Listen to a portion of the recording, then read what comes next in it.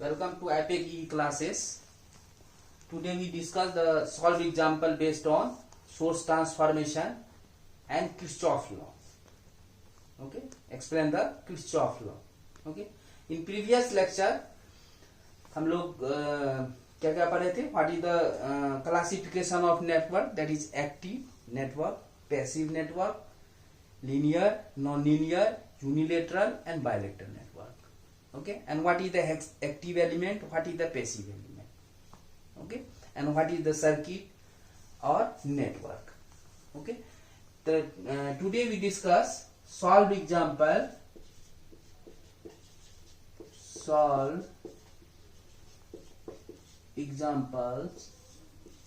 based on source transformation.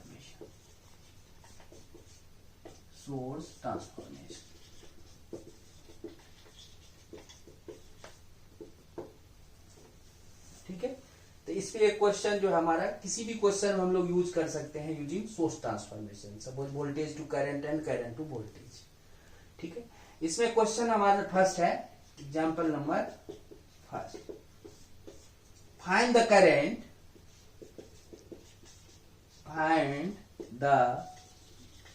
current in 28 ohms by using source transformation.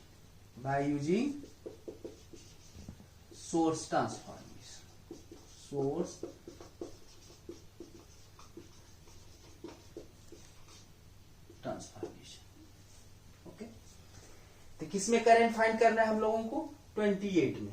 That means ये हमारा क्या है, जिसमें बोलेगा करंट फाइंड करने के लिए, दैट मीन्स वो हमारा क्या है? लोड रेजिस्टेंस, लोड है. ओके, तो इसमें है, दैट मीन्स ये हमारा टर्मिनल है, that is A and B. This is your load. तो इसको हम लोग टच नहीं करेंगे, पहले इस टर्म को हम लोग रिजॉल्व करेंगे. ठीक है, अभी हम लोग देख रहे हैं कि ये हमारा करंट सोर्स है. ओके, जिसके साथ इंटरनल रेजिस्टेंस 4 ohms. सिमिलरली यहां पे हमारा क्या है? ये भी करंट सोर्स है, जिसके साथ 8 ohms जो है internal resistance, that is connected in parallel.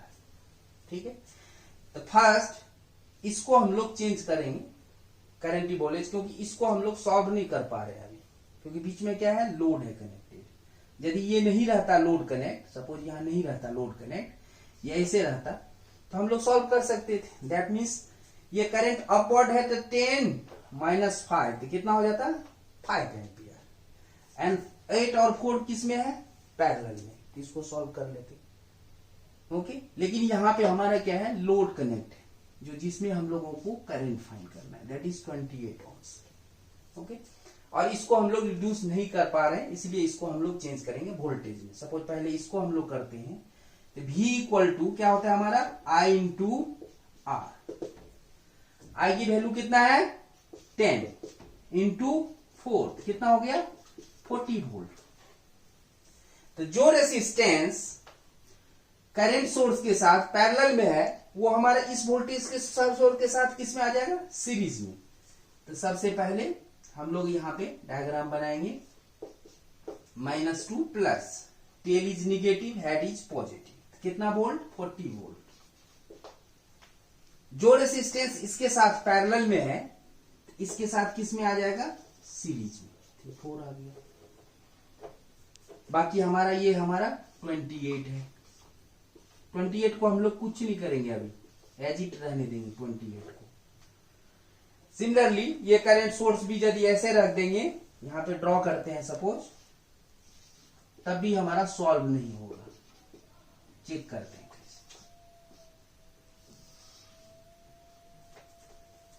ठीक है, ये हमारा सॉल्व नहीं है, क्योंकि ये हमारा किस में है? टर्म सीरीज में, लेकिन ये दोनों किस में है? अभी पैरेलल में. ठीक, तो इसको भी हम लोगों को चेंज करना पड़ेगा. किसमें? वोल्टेज सोर्स में. इस वाले को भी लिखेंगे V equal to I into R, that is 5 into 8, that is 40 volt. जो रेसिस्टेंस इस करंट के सोर्स साथ पैरेलल में है, यदि हम लोग वोल्टेज सोर्स में चेंज कर लिए 40 वोल्ट, तो 40 वोल्ट के साथ ये रेसिस्टेंस किस में आ जाएगा? सीरीज में. तो क्या होगा हमारा फाइनल डायग्राम? यहां से ठीक है, तो यहां पे हमारा है -2 प्लस 40 वोल्ट, यहां पे 4 है, यहां पे 28 है, और यहां पे जो हमने चेंज किया था that means tail is negative, head is positive, तो माइनस एंड प्लस कितना वोल्ट 40 वोल्ट। और यहां पे जो रेसिस्टेंस इसके साथ पैरेलल में है, इसके साथ सीरीज में 8 ओम है।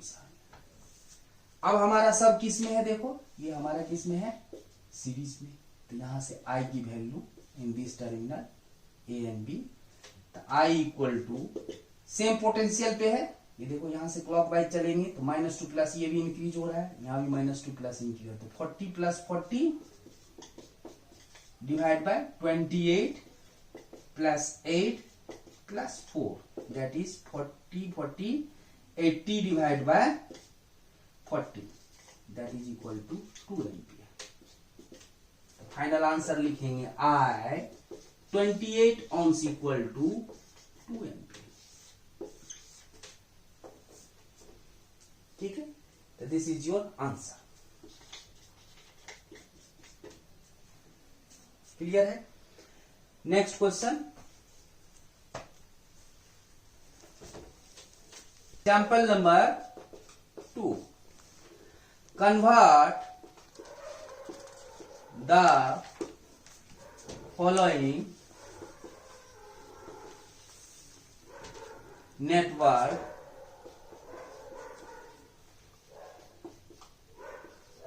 into the single voltage source in series with single resistance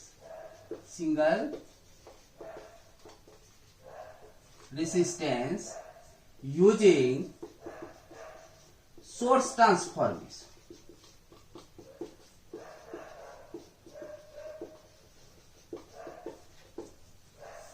Okay, convert the following network into the single voltage source in series with single resistance using source transformation. The network are given here.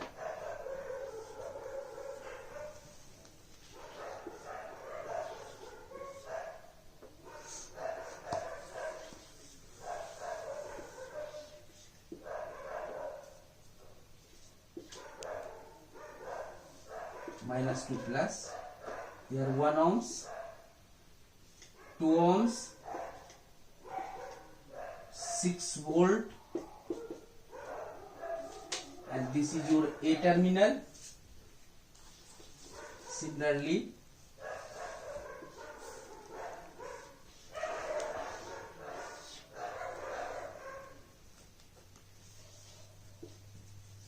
and this is your B terminal. Here 8 volt, 2, 1 and 6 volt, -2 plus and -2 plus. Okay, so this is your network. This network convert into the single voltage source and single resistance. In this figure, इसको हम लोग solve नहीं कर पा रहे हैं क्योंकि ये वोल्टेज सोर्स इसके साथ पैरेलल में है, लेकिन लोड अलग है, तो पैरेलल में वोल्टेज हम लोग क्या है सेम होता है, लेकिन यहाँ सेम क्यों नहीं होगा, क्योंकि लोड यहाँ भी अलग है, इसका इंटरनल अलग अलग है, इंटरनल रेसिस्टेंस सेम, यहाँ इंटरनल रेसिस्टेंस अलग अलग है, तो पैरेलल में सेम नहीं हो सकता है। तो इसको हम लोग पैरेलल में किसको डिफरेंस निकालते हैं, करंट को, तो इसको हम लोग चेंज करेंगे करंट सोर्स में, डीसी। सिमिलरली इसको भी करंट सोर्स में, ठीक है। सिमिलरली इसको भी करंट सोर्स और इसको भी करंट सोर्स, और ए और बीच को हम लोग कुछ नहीं करेंगे टच, ठीक है, because this is your load terminal, that is output terminal. तो फिर सबसे पहले इसको सपोज हम लोग चेंज करते हैं,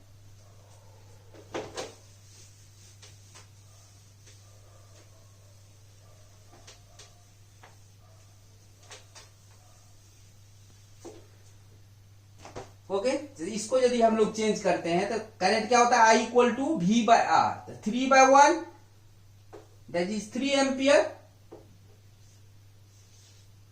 tell is negative, head is positive, 3 ampere. Similarly जो रेसिस्टेंस इस वोल्टेज से उसके साथ सीरीज में है, यहां इसके साथ हमारा किस में आ जाएगा, पैरेलल में।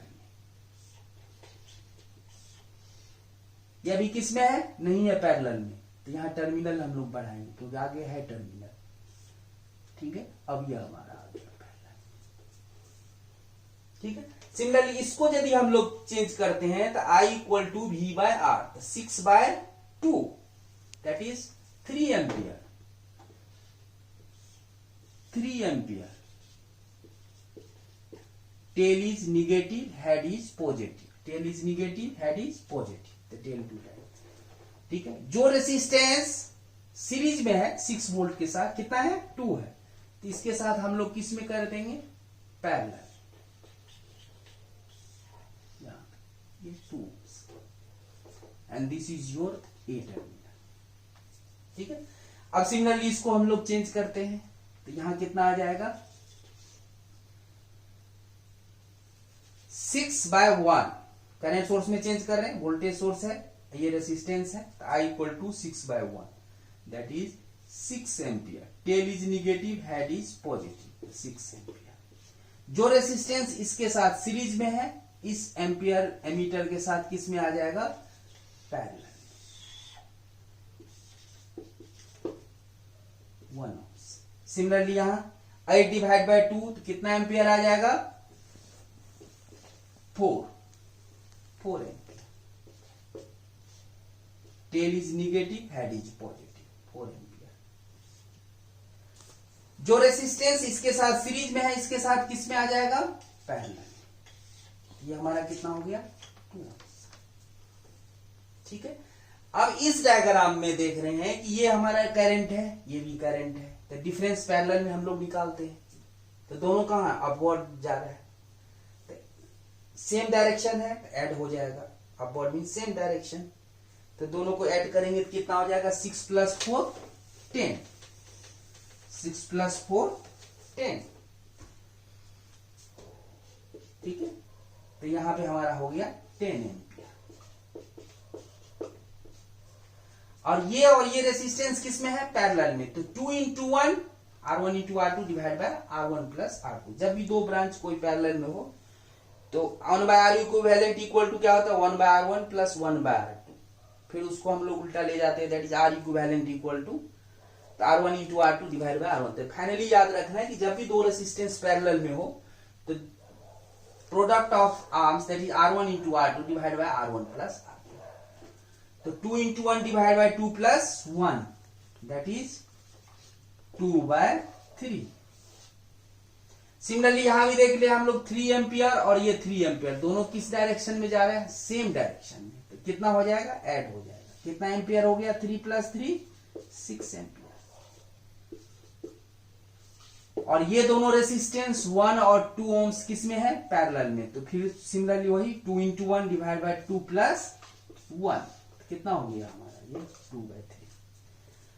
तो और ए और बी टर्मिनल हमारा वहीं के वहीं है, अभी भी सॉल्व नहीं हो पा रहा है, तो इसको हम लोग चेंज किस में करेंगे, वोल्टेज सोर्स, और इसको भी वोल्टेज सोर्स, तो इसको करेंगे वोल्टेज सोर्स में अभी, तो 6 V equal to I × R that is 6 × 2/3, कितना वोल्ट हो जाएगा, 4 volt, tail is negative, head is positive, that is 4 volt, 6 × 12 divide by 3 that is 4 volt. जो रेसिस्टेंस इसके साथ सीरीज में है इस वोल्टेज सोर्स के साथ, सॉरी पैरेलल में है इस एम्पियर के साथ, 6 एम्पियर के साथ, इसके साथ सीरीज में आ जाएगा, या तो इधर ले लेंगे या इधर, that is 2/3 and this is your A. Next हमारा इसको यदि चेंज करते हैं तो 10 × 2/3 तो 20/3 वोल्टेज सोर्स में चेंज कर रहे हैं हम लोग, tail is negative, head is positive, कितना हो गया 20/3 वोल्ट। जो रेसिस्टेंस इसके साथ पैरेलल में है इस वोल्टेज सोर्स के साथ किस में आ जाएगा, सीरीज में, तो 2/3। और this is your B terminal. अब हम लोग देख रहे हैं कि सब हमारा ये भी सब किस में है, सीरीज में। तो वोल्टेज में, सीरीज में वोल्टेज का डिफरेंस निकालते हैं। That means 20/3 plus 4। तो टोटल वोल्टेज हमारा, क्योंकि सेम पोटेंशियल पे, देखो यहां से चलेंगे, यहां भी -2 प्लस, यहां भी -2, एक ही डायरेक्शन, दैट इज क्लॉकवाइज, क्योंकि हमारा घड़ी भी क्लॉक चलती है और फैन भी क्लॉकवाइज। सो इस जब भी हम लोग चलेंगे क्लॉकवाइज देखेंगे, सेम पोटेंशियल है तो प्लस हो जाएगा, डिफरेंस होगा तो माइनस हो जाएगा। तो 20/3 प्लस 4/3, नेक्स्ट हमारा क्या आएगा, 20/3 प्लस 10/3, तो कितना हो गया, दैट इज 32/3 वोल्ट। 4 × 3 12 प्लस 20 32/3, और ये दोनों रेसिस्टेंस किस में है, सीरीज में, that is 2 + 2 4/3 ohms, and this is your A and this is your B, that is -2 plus, this is your final answer। हमने कन्वर्ट कर लिया किसमें, single voltage source in series with single resistance. Okay, more problem discuss in next part, because जितने भी हमारा topic है सब पे 2-2 पहले क्वेश्चन करेंगे, फिर उसके बाद लास्ट में सभी का मिक्स क्वेश्चन करता है यूनिवर्सिटी एग्जाम। ओके, नेक्स्ट हम लोग करते हैं किरचॉफ लॉ। उससे पहले हम लोग क्या करेंगे, किरचॉफ लॉ से पहले कैसे हम लोग साइमल्टेनियस इक्वेशन सॉल्व करते हैं, सॉल्यूशन ऑफ साइमल्टेनियस इक्वेशन, जो इंपॉर्टेंट है, क्योंकि अभी तक आप लोग simultaneous equation, suppose 2 quantity unknown है या 3 क्वांटिटी अननोन है, तो हम लोग क्या करते हैं, एलिमिनेटिंग मेथड से करते हैं। ओके, तो सॉल्यूशन ऑफ, नेक्स्ट हम लोग हेडिंग देंगे जो इंपॉर्टेंट है सभी के लिए, कि कैसे हम लोग सॉल्व करेंगे, क्योंकि जितने भी करंट और वोल्टेज अननोन होगा उसको हम लोग कैसे फाइंड करेंगे। तो सॉल्यूशन ऑफ साइमल्टेनियस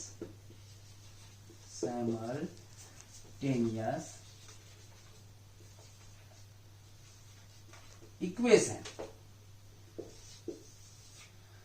सपोज हमारा 2 अननोन क्वांटिटी है, दैट मीन्स जैसे हमारा इक्वेशन है a1x b1y = c1।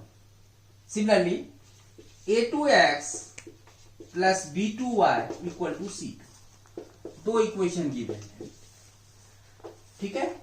x and y क्या है, अननोन क्वांटिटी, x और y को हम लोग फाइंड करेंगे। तो हम लोग क्या जनरली करते हैं, एलिमिनेट करते हैं, एक y को एलिमिनेट करेंगे, x को निकालेंगे, ठीक है। अगर एक और मेथड है कन्वीनियंट, जिसमें कि गलती होने की चांस -1% भी नहीं है, ओके। लेकिन इसमें एलिमिनेटिंग में क्या है, कुछ चांसेस होते हैं गलत होने के, इसलिए हम लोग क्रेमर्स रूल, सबको पता होगा क्रेमर्स रूल, 10-12 में पढ़े होंगे Cramer's rule,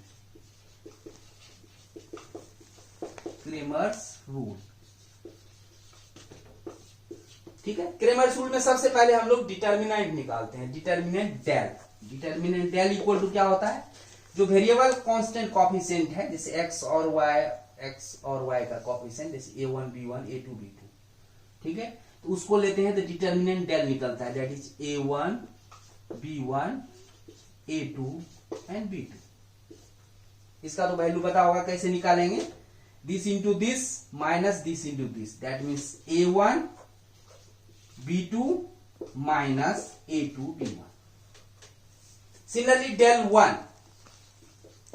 1 means first column is replaced by constant coefficient। first column ये वाला कॉलम को रिप्लेस करेंगे कांस्टेंट कोएफिशिएंट से, दैट मीन्स यहां हो जाएगा c1 c2 और b1 b2 ऐसे ही रहेगा। इसकी वैल्यू क्या होगा, c1 b2 minus c2 b1, del 1 भी निकल गया। सिमिलरली del 2 निकालेंगे तो second column replaced by the constant coefficient, del 2 equal to that is a1 a2 c1 c2। del 2 equal to क्या आ जाएगा हमारा, del 2 equal to a1 c2 minus c1 a2, ठीक है। निकल गया del 1 और del 2। And what is the value of x by using Cramer's rule? That is x equal to del 1 upon del y equal to del 2 upon del, del 2 upon del। बहुत ही simple है, इसमें कोई भी गलतियां नहीं होगा और वैसे हम लोग निकाल सकते हैं इससे। अदरवाइज यदि बिकॉज कोई भी क्वेश्चन देगा हमारा कि transfer this following circuit into the matrix form, तो ये हम लोगों को जानना जरूरी हो जाएगा, मैट्रिक्स फॉर्म में ये हम लोग लिख रहे हैं, ठीक है। बाकी अदरवाइज आपके पास कैलकुलेटर है तो हम लोग कैलकुलेटर से सॉल्व कर सकते हैं, चेक कर सकते हैं, लेकिन इसमें गलतियां थोड़ी भी नहीं होती है, ठीक है। नेक्स्ट हम लोग यदि सपोज थर्ड ऑर्डर इक्वेशन है तो कैसे करेंगे हम लोग, ये तो सेकेंड ऑर्डर के लिए था, मतलब 2 अननोन क्वांटिटी, यदि 3 अननोन होगा तब हम लोग क्या करेंगे,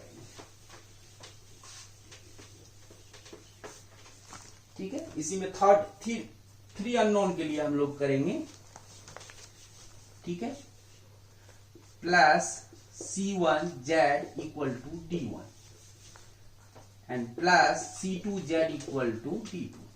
Similarly, A3X B3Y plus C3Z equal to T3। तो 3 unknown है X, Y and Z। तो this is equation first, second and third। तो सेम प्रोसीजर है, डेल निकालेंगे सबसे पहले, that mean variable constant coefficient जो है हमारा वेरिएबल, मतलब A1 B1 C1 A2 B2 C2, similarly A3 B3 C3। इसको हम लोग सॉल्व कर लेंगे, ये तो पता होगा कैसे सॉल्व करते हैं। ये लेंगे A1 तो ये टर्म चला जाता है ये, तो this into this minus this into this, तो क्या लिखेंगे B2 C3 minus B3 C2 minus B1, ये टर्म लेंगे तो ये जाएगा और ये जाएगा, तो A3 into C3 minus A2 into, क्योंकि ये लेंगे तो ये जाएगा और ये जाएगा, तो A2 into C3 minus A3 into C2 plus C1, ये लेंगे तो ये गया और ये गया, तो क्या होगा A2 D3 minus A3 D2। ऐसी इस तरह से हम लोग डेल निकाल लेंगे। सिमिलरली डेल 1 यदि निकालेंगे तो फिर से वह क्या होगा, first column replace by the constant coefficient, that means D1 D2 D3। Del 1 यदि हम लोग निकालेंगे, डेल 1 इक्वल टू, यहां लिखेंगे constant, first column replaced bye constant coefficient, that is D1 D2 D3। यहां होगा B1 B2 B3 C1 C2 और C3। Similarly del 2 निकाल लेंगे, डेल 2 क्या होगा हमारा, यहां होगा A1 A2 A3, second column replaced bye constant coefficient D1 D2 D3 and that is C1 C2 C3। इसको भी सॉल्व कर लेंगे, ठीक है। सिमिलरली डेल 3 यदि निकालेंगे,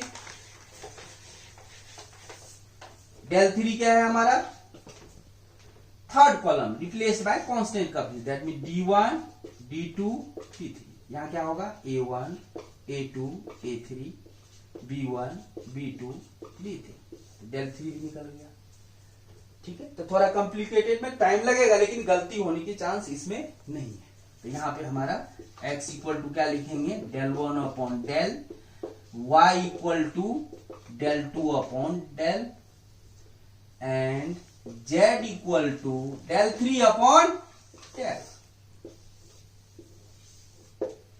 Okay, so this is very important, remember that solution of simultaneous equation। next अब हम लोग किरचॉफ लॉ करेंगे।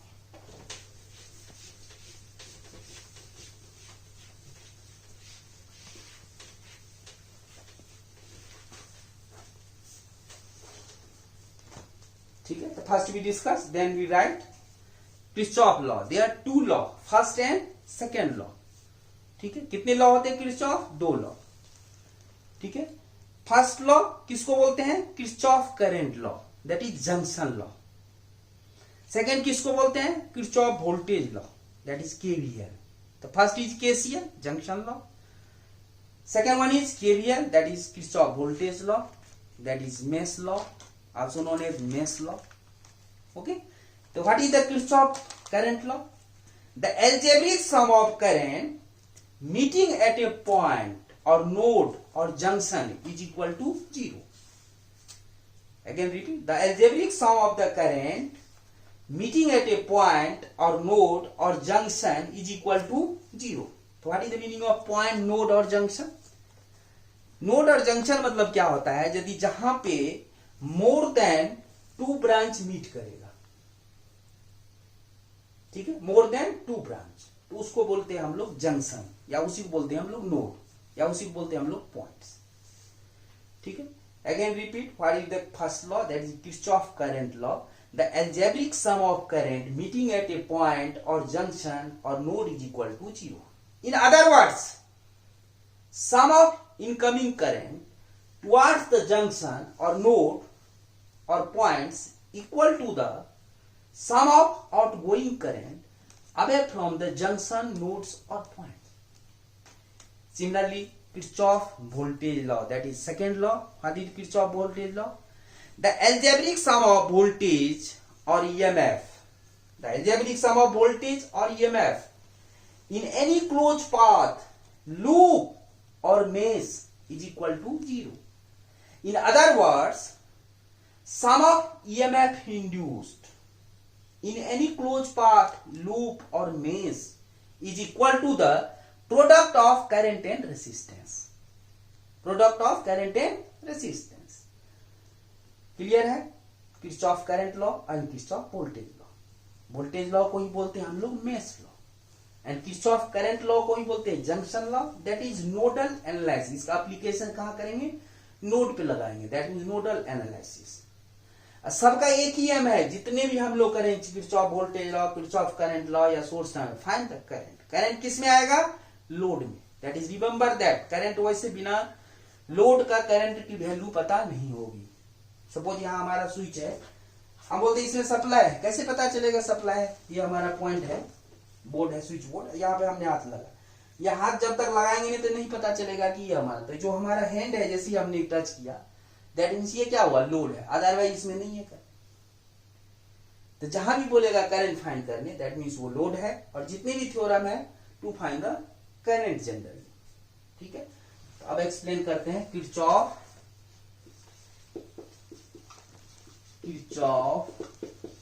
law. There are two laws. First is KCL, that is Kirchhoff current law. यहाँ लिखेंगे Kirchhoff current law. That is यहाँ bracket में लिख देंगे first law. Second one is Kirchhoff voltage law, that is KVL. Kirchhoff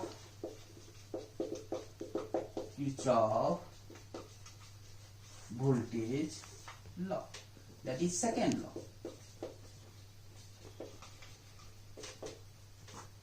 ठीक है, अब हमने डिफिनेशन लिखेंगे. क्या बोले थे हमारे डिफिनेशन में? The algebraic sum of current meeting at a point.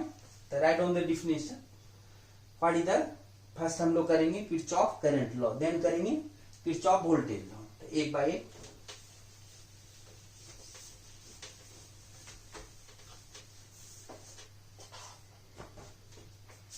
KCL, that is Kirchhoff current law. Kirchhoff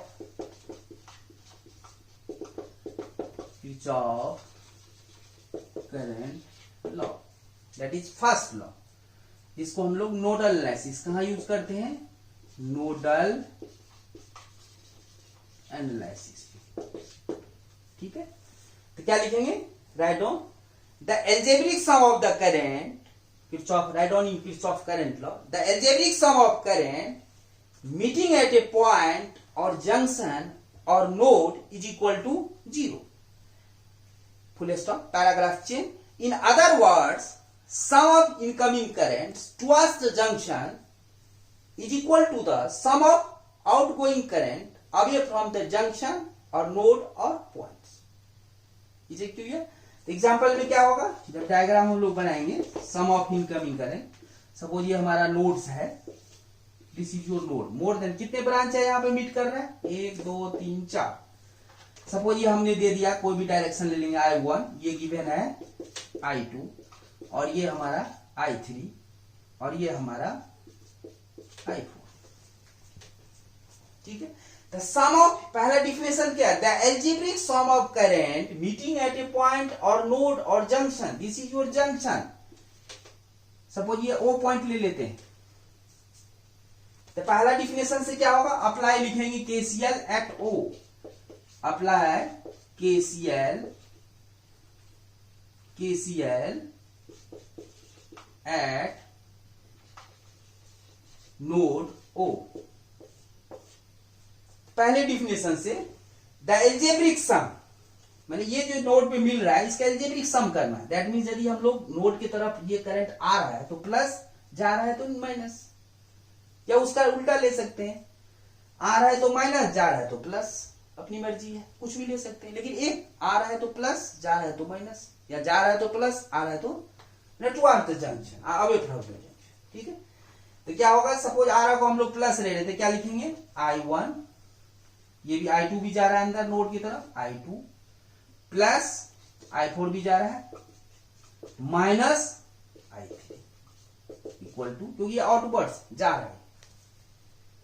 दूसरे डिफिनेशन से क्या है हमारा, sum of incoming equal to sum of outgoing. Incoming that is I1 plus I2 plus I4 equal to I3। देखो दोनों से same आया, sum of incoming equal to sum of outgoing. And first definition the algebraic sum of voltage in any close path loop is equal to 0। ठीक है, algebraic sum of any point is equal to 0, algebraic sum. Clear है, तो next करेंगे हम Kirchhoff voltage law, that is second law.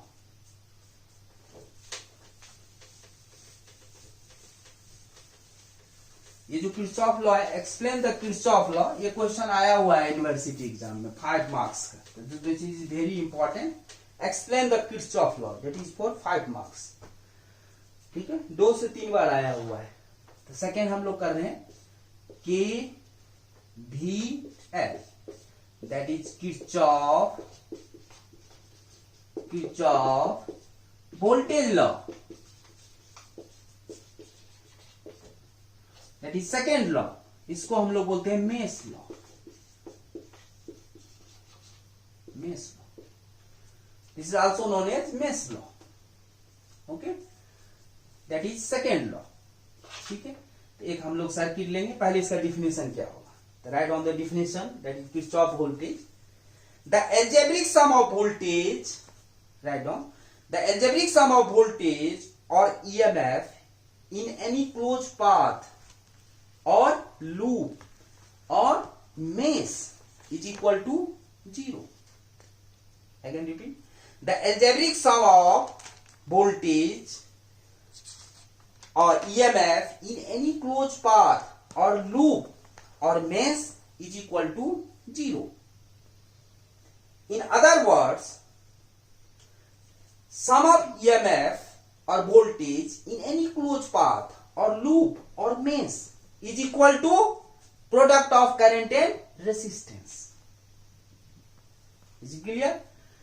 तो इसको हम लोग कैसे सर्किट में देखेंगे, example,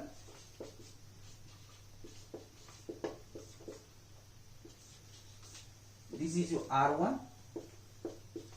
R2, R3, EMF E1, that is -2 plus EMF E2, and this is your R4, and this is your EMF E3. Here is R5, and this is your E4, -2 plus -2 plus. ठीक है, इसमें हमारा क्या है, example हम लोग एक ले लिए सिंपल सा, जिसमें कि हम लोगों को सबकी वैल्यू पता है, E1 भी पता है, E2 पता है, E3 पता है, E4 पता है, R1, R2, R3, R4, R5, सभी रेसिस्टेंस की वैल्यू पता है। दे दिया find the current in R2 या ऑल ब्रांचेज, कितने ब्रांच है, ये हमारा एक ब्रांच हो गया, समझ लीजिए ब्रांच, ये ब्रांच और ये ब्रांच, तो सभी ब्रांच में, तो सब रेसिस्टेंस में। दैट मीन जैसे ही बोलेगा जिसमें करंट फाइंड करने, इसमें बोला तो ये लोड है, इसमें बोलेगा तो ये भी लोड है, ये भी लोड है, ये भी लोड है, मतलब इंटरनल नहीं है। करंट फाइंड करने मतलब हो गया कोई इंटरनल रेसिस्टेंस नहीं है, दैट इज एक्सटर्नल है, क्योंकि एक्सटर्नल में ही हम लोगों को करंट फाइंड करना रहता है। ठीक है, तो बाय यूजिंग केवीएल या मेश एनालिसिस। ठीक है, तो सबसे पहले मेश और लूप क्या होता है, यहां पे कितने लूप हो जाएंगे, पहले मेश की बात करते हैं। ठीक है, तो मेश मींस क्या होगा, जैसे कोई भी ब्रांच यदि हम लोग ओपन कर देते, सपोज ये ओपन करते, तो करंट की वैल्यू क्या हो जाएगी, 0। लेकिन लूप में ऐसा कंडीशन नहीं है, जैसे ये हमने ओपन कर दिया तो करंट क्या हो जाएगा, 0। तो ये भी मेश है, ये भी मेश है, तो दे आर 3 मेश। लेकिन लूप कितने हो जाएंगे यहां पे, अभी चेक करते हैं। ये एक लूप होगा, 2 लूप ये, तीसरा ये। ठीक है, चौथा कौन सा होगा, ये और ये कंबाइन कर लेंगे। ठीक है, पांचवा कौन सा होगा, ये होगा। छठा कौन सा होगा, एक आउटर लूप हम ले लेंगे। तो इसमें 6 लूप हो सकते हैं। ठीक है, लेकिन मेश कितना होगा, 1 2 एंड ये हमारा मेश और लूप की बात है। अब हम लोग अप्लाई केवीएल करेंगे। तो सबसे इंपॉर्टेंट है बेसिक इलेक्ट्रिकल इंजीनियरिंग सब्जेक्ट में कि आपको यदि केवीएल और केसीएल आता है अच्छे से, तो कोई भी क्वेश्चन आएगा तो आप इजीली सॉल्व कर सकते हैं for all the branch. Basic electrical तो सभी के लिए है, लेकिन यदि आपको केवीएल केसीएल आता है तो इलेक्ट्रॉनिक्स वाले, इलेक्ट्रिकल वाले, तो चारों साल जो है इसका यूज है, एप्लीकेशन है, फाइंड द करंट। ठीक है, तो यहां सपोज हम लोग ले लेते हैं ये वाला लूप, क्योंकि सब नोन है तो 3 ही लूप से काम हो जाएगा, क्योंकि जितने अननोन है उतने इक्वेशन मिनिमम होनी चाहिए। तो हमारा यदि 3 ही से हो जाएगा काम तो 3 ही लगाएंगे। तो ये ध्यान देना कि ऑलवेज क्लॉकवाइज चलेंगे। वोल्टेज सोर्स को नहीं देखना है कि -2 प्लस या +2 माइनस, अपने मन से क्लॉकवाइज चलेंगे। करंट का नाम दे देंगे, कोई भी छोटा नाम देंगे, I1, नहीं तो राम, श्याम, गीता, सीता, कुछ भी दे सकते हैं, लेकिन हम सबसे सिंपल नाम दिए I1। सिमिलरली यहां पे क्या देंगे, I2, और यहां पे देंगे हम I3। क्लॉकवाइज 1 2 तीनों में करंट का नाम दे दिए, सिंपल नाम दिए। अब लिखेंगे apply KVL in loop first, apply KVL in loop first, पहले वाले। ठीक है, अब इसमें चलना है। सपोज ये मान लो आपका ये पार्क है और आपके हाथ में अभी क्या है, इस पार्क में सपोज चल रहे हैं, आप चल रहे हो इसमें, और यहां आप लूप की बात करें, इस लूप में कहीं से भी स्टार्ट करेंगे, मतलब एंड पॉइंट, मतलब जहां ये कॉर्नर से इस कॉर्नर, किसी कॉर्नर से स्टार्ट, बीच से नहीं, क्योंकि कोई भी ब्रांच छूट जाएगा फिर। सपोज हम यहां से स्टार्ट करते हैं चलना, अभी हमारे हाथ में क्या है, पेन नहीं है, ये चौक डस्टर नहीं है, हमारे हाथ में क्या है, ये करंट है, क्योंकि इसमें चल रहे। कौन सा करंट है, I1। तो I1 को क्या करेंगे, पकड़ लेंगे, तभी करंट की वैल्यू पता चलेगी। अभी हम करंट को क्या कर रखे हैं, पकड़ रखे हैं, और धीरे धीरे चलेंगे आराम से, क्योंकि करंट खुद ही फास्ट चलता है, इसलिए इसको पकड़ के रखें आराम से। हाँ, यहां पोटेंशियल आ गया, तो कहां जा रहा है, -2 प्लस, मतलब इंक्रीज हो रहा है।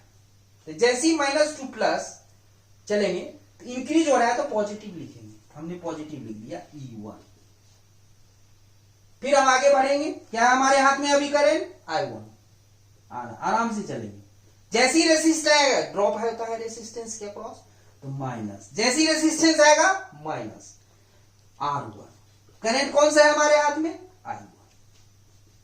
फिर आगे बढ़े आराम से, कौन सा करंट हमारे हाथ में है, I1। जैसी रेसिस्टेंस R3 आया, -R3, करंट कौन सा पकड़ के रखे हैं, I1, अपोज कर रहा है I2, तो I1 माइनस I2। आप बोलेंगे दोनों करंट सर आ रहा है जा रहा है, तो किसको लेंगे, माइनस प्लस, क्योंकि ये यहां से आप चले थे तो यहां पहुंचना है आपको, इसलिए इसकी प्रायोरिटी I1 की ज्यादा लेंगे, किससे, I2 से। क्योंकि यदि वही बड़ा हो जाएगा तो आप तो उल्टा आ जाएंगे, चलना आपको यहां तक पहुंचना है, तभी क्लोज पाथ कंप्लीट होगा। ठीक है, इसीलिए I1 माइनस I2। इसमें जब चलेंगे तो ये बड़ा लेगा, क्योंकि वो भी आगे बढ़ेगा। फिर नेक्स्ट जैसे आगे बढ़े, पोटेंशियल कहां आ रहा है, +2 माइनस, जब डिक्रीज हो रहा है तो -E2, और आराम से यहां पहुंच गए, इक्वल टू 0। ये हमारा हो गया equation number first. Similarly equation 2 that is apply KVL in loop 2, तो यहां लिखेंगे apply KVL in loop 2, apply KVL in loop 2 that is second loop. कहीं सी कॉर्नर से स्टार्ट करेंगे, यहां से स्टार्ट किया, हमारे हाथ में अभी करंट कौन सा है I2, आगे जैसी बढ़ेंगे -2 प्लस, फिर इंक्रीज हो रहा है तो E2 माइनस, जैसी रेसिस्टेंस आएगा -R3 I2 minus I1 minus, फिर जैसी रेसिस्टेंस आया -R2, करंट कौन सा हाथ में है I2 माइनस R4, करंट कौन सा हाथ में है हम पकड़ रखे हैं I2, करंट को छोड़ना नहीं है, पकड़ जैसे ही छोड़ेंगे 0 हो जाएगा, तो I2 माइनस I3 क्योंकि अपोज कर रहा है, I2 माइनस I3 माइनस, क्योंकि पोटेंशियल यहां डिक्रीज हो रहा है, +2 माइनस, तो माइनस E3, फिर यहां से यहां तक पहुंच गए इक्वल टू 0। तो this is equation number 2। Similarly यदि हम लोग इसमें अप्लाई करेंगे, अप्लाई, ये लिखना जरूर भूलेंगे नहीं, apply KVL in loop 3, third वाला, यहां से स्टार्ट करेंगे, पोटेंशियल इंक्रीज हो रहा है तो क्या लिखेंगे E3 क्योंकि -2 plus, minus R4, current I3 minus I2 क्योंकि I3 बड़ा होगा क्योंकि ये ऐसे इस लूप में चल रहे हैं, I3 minus I2 minus R5, current कौन सा I3 minus E4 equal to 0। This is equation number sorry, ठीक है। तो ये बेसिक था हमारा, ये that is very very important. यदि ये आप सीख गए तो कोई भी क्वेश्चन कर सकते, अपने मन से क्लॉकवाइज डायरेक्शन लेंगे, ये नहीं कि ये -2 प्लस जा रहा है तो वोल्टेज के अनुसार ये नहीं लेंगे, जैसी रेसिस्टेंस आए माइनस, जिस करंट को हम लोग पकड़ के चलेंगे वो पॉजिटिव, अपोज कर रहा है तो निगेटिव, इसमें करंट एक ही है तो एक ही आएगा, इसमें भी एक ही है, इसमें भी एक ही है, ये नहीं कि यहाँ भी ये करंट को लेंगे, नहीं, ये करंट उछल के यहाँ नहीं जाएगा, जो हाथ में रखे हैं अपोज कर रहा है इसमें, ठीक है। तो ये तीनों इक्वेशन से सॉल्व कर लेंगे, I1 I2 I3 by Cramer's rule, then find the value of current I1, इसमें जाएगा करंट R1 में, R3 में करंट क्या होगा I1 माइनस I2 या I2 माइनस I1, क्योंकि पता नहीं है कि I1 की वैल्यू कितना है या I2 की वैल्यू कितना है, तो हम अपने मन से ले रहे हैं direction, that is clockwise. Similarly R4 में भी निकाल लेंगे I2 माइनस I3 या I3 minus I2, similarly R5 में करंट क्या होगा I3, इस हिसाब से अनुसार हम लोग करंट फाइंड कर सकते हैं किसी भी रेसिस्टेंस में। तो ये था हमारा second law, that is Kirchhoff voltage law, ठीक है। Next part we solve the example based on Kirchhoff law and more example based on that is Kirchhoff voltage law, that is